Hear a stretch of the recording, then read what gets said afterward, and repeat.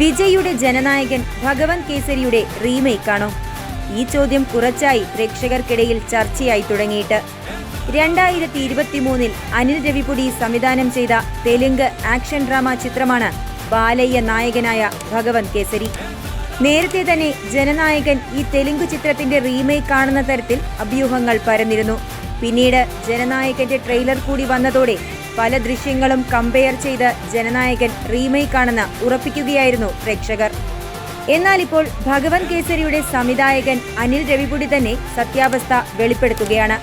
ജനനായകൻ ബാലയ്യ ചിത്രത്തിന്റെ പക്ക റീമേക്ക് ഒന്നുമല്ല. ബേസിക്കായ സോൾ മാത്രമാണ് ജനനായകൻ എടുത്തിട്ടുള്ളത്. സിനിമയുടെ ആദ്യ 20 മിനിറ്റ്, ഇന്റർവെൽ സീൻ, രണ്ടാം പകുതിയിലെ ചില സീനുകൾ എന്നിവ മാത്രമാണ് വിജയ് സിനിമയിലേക്ക് ഭഗവൻ കേസരിയിൽ നിന്നും എടുത്തിരിക്കുന്നത്. ചില റോബോട്ട് സീനുകളും സയൻസ് ഫിക്ഷൻ സീനുകളുമൊക്കെ ജനനായകനിൽ പ്രേക്ഷകർക്ക് കാണാനാകുമെന്നാണ് അനിൽ രവിപുടി പറയുന്നത്. ആ സീനുകളൊന്നും തന്റെ ചിത്രത്തിൽ ഇല്ലായിരുന്നുവെന്നും അദ്ദേഹം വ്യക്തമാക്കുന്നുണ്ട്. ജനനായകൻ ടീം ഒരിക്കലും അവരുടെ സിനിമ ഭഗവൻ കേസരിയുടെ റീമേക്ക് ആണെന്ന് ഒരിടത്തും പറഞ്ഞിട്ടില്ല. ബാക്കിയെല്ലാം അനാവശ്യമായ ഊഹാപോഹങ്ങൾ മാത്രമാണ്. വിജയ്ക്ക് ഇഷ്ടപ്പെട്ട സിനിമയാണ് ഭഗവൻ കേസരി എന്നാണ് ചിത്രത്തിന്റെ സംവിധായകൻ അവകാശപ്പെടുന്നത്. തമിഴ്നാട്ടിലെ ഒട്ടുമിക്ക പേരും ഭഗവൻ കേസരി കണ്ടിട്ടില്ലാത്തവർ തന്നെയാകും. അതിനാൽ തന്നെ അവർക്ക് ദളപതിയുടെ ജനനായകൻ ഒരു ഫ്രഷ് അനുഭവം തന്നെയായിരിക്കുമെന്നാണ് അനിൽ രവിപുടിയുടെ വാക്കുകൾ.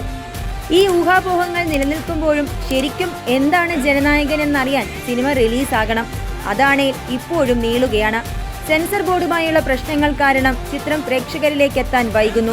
സിനിമയുടെ ബുക്കിംഗ് ഉൾപ്പെടെ ആരംഭിച്ചതിനു ശേഷമാണ് റിലീസ് മാറ്റേണ്ടി വന്നത്. തുടർന്ന് ഈ ടിക്കറ്റുകളെല്ലാം തന്നെ റീഫണ്ട് ചെയ്യുകയായിരുന്നു.